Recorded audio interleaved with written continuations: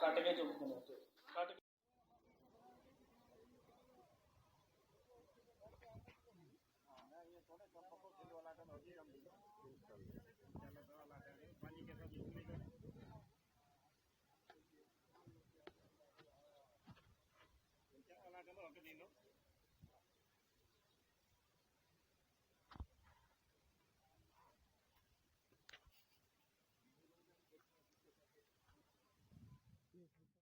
मेहरबानी करके परे हो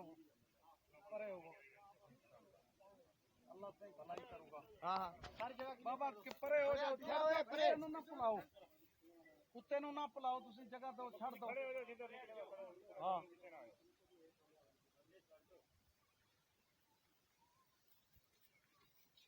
राजा जो राशिद आ जा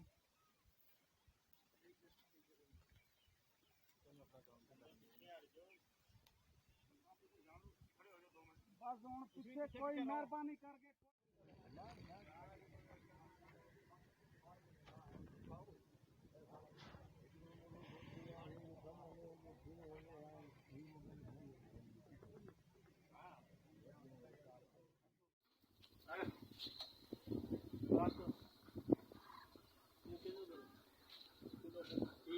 कुंडो खोल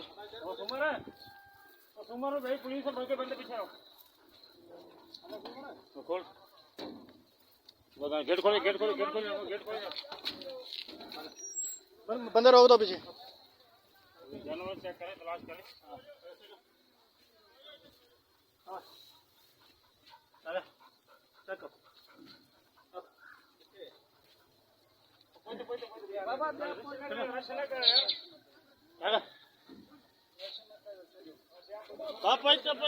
चेक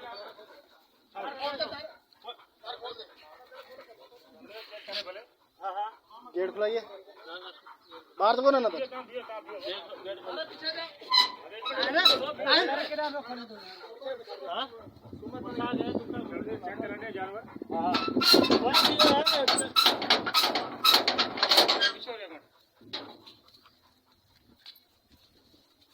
पी रहो बाबा पी रहो पुत्र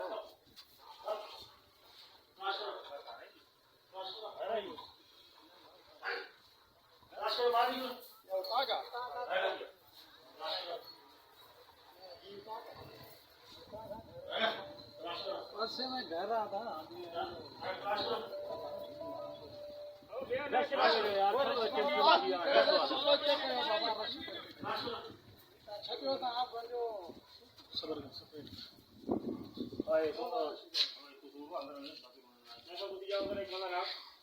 कस्टमर आ लिया कुत्तो खट्टा दे वेठो आप हेठ रही है सही अब आयो घोड़ा छोकरा इनके इधर के पिने घोड़ा तू बैठ हेलो अच्छा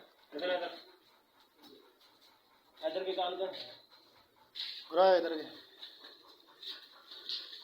तू है इधर के काम बंद खड़ी है नंबर पिने के घोड़ा अगर आगे चलो जगह छोड़ो ज्यादा रश ना करो रश करो आगे चलो आगे बाहर निकलो वहां में रश ना हो ना ज्यादा बेहतर है वहां का कम